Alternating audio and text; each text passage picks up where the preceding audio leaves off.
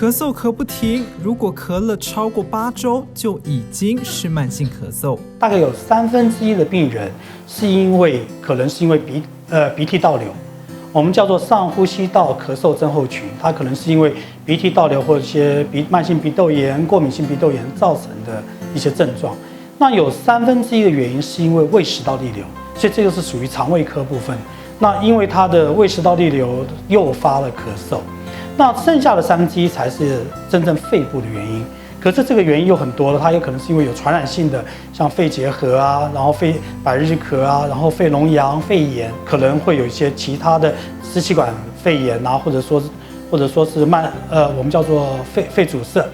慢性阻塞性肺病、气喘就是大家常听到的，甚至菜瓜布肺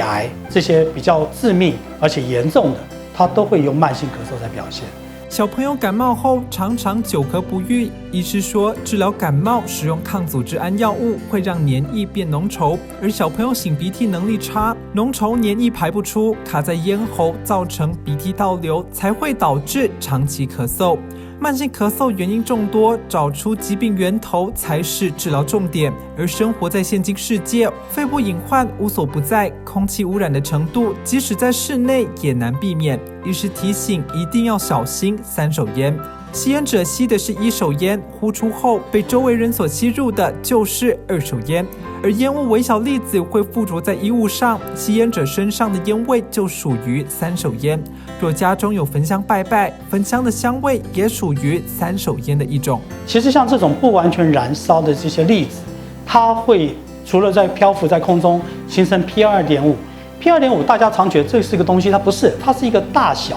这样大小的一个悬浮微粒，它可以不受地心引力的影响而漂浮在空中。那这些粒子，它除了漂浮在空中之外，它也会粘附在我们的纺织品上面，那可能到时候还是会造成吸入。那这些东西其实对身体都是有害的。医师提醒，久咳超过8周，尤其抽烟久咳、老人咳等等，最好到医院进行 X 光检查。就诊时，尽可能提供医师自己的生活习惯、环境形态作为诊断参考，揪出病源，及时治疗。